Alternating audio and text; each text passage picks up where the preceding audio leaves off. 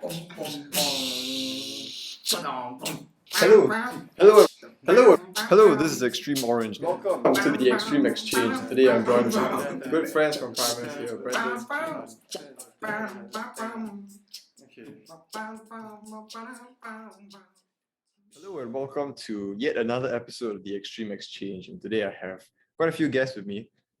First are some familiar faces, Matthew and Minyi. Say hi.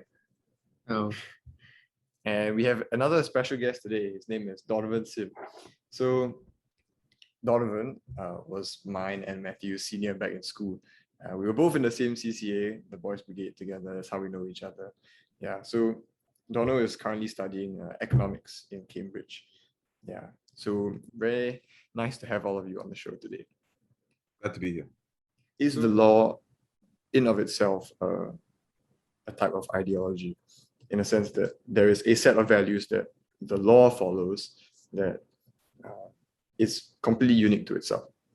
So I was taught that in general, the law is a reflection of society's morality in some cases, whereas in other cases, the law is more like a tool to be used by the ruler to rule his people, right? For example, I remember in a talk by Bilahari Kausikan and a separate talk by Professor Wang Gongwu about the differences between Chinese law and the law that we have in the Judeo-Christian tradition is that in China, the ruler rules by law. I mean, he's talking in reference to historic China, all the emperors.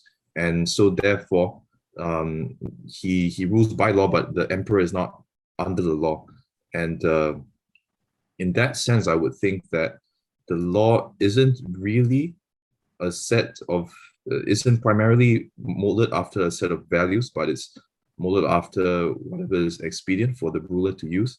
I think. I mean, of course, he would have to incorporate aspects of what society holds to be the prevailing moral standard, in order for it to be palatable to people. But I think that's what that tradition would have primarily used the law for. Let's take it into the context of a democratic society, because I think if we look at like a dictatorship, for example, then the law obviously serves to advance this dictator's agenda and whatever.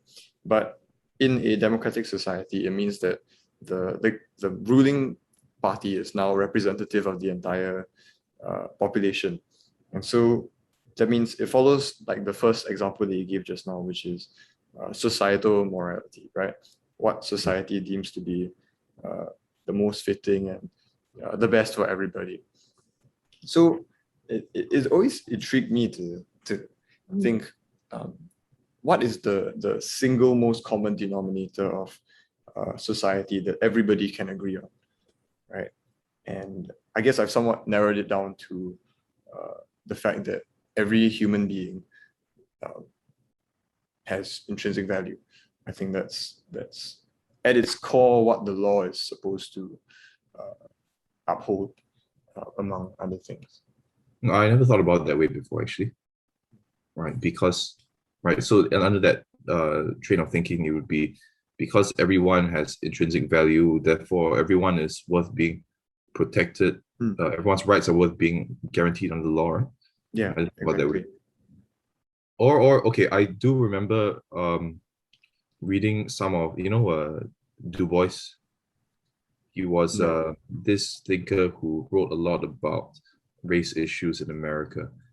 I think one thing that he mentioned, if I remember correctly, was that although the U.S. Constitution, right, and the U.S. society at the time as a whole purports to hold individual freedoms on a pedestal, right, that the African Americans were still not given that sort of freedom. So on one hand, the law says that it guarantees everyone's freedoms and rights, but in practice, not everyone's rights would be guaranteed in the same way. And perhaps that is a counterexample to what you've suggested. And in fact, if you remember for some period in Americans history, you know, they had Jim Crow laws. They had, well, I guess you could consider like the slavery, you know, to Yeah, also not definitely. everyone to be equal.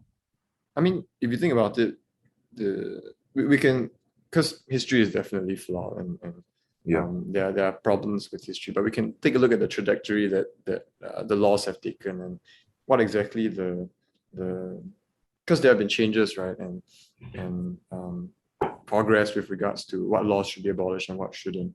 I think eventually we are gravitating towards uh, that common goal still, right? Because slavery was eventually abolished, and uh, people are trying to equalize the rights for both genders. People are trying to equalize the rights for all the races, right? And so I guess you can see the motivational force behind that is still that every human being, regardless of whatever you look like or whatever characteristics you have, should still be afforded the exact same rights and everything that comes with it. Thank you everybody so much for watching this episode of The Extreme Exchange. I will see you in the next episode.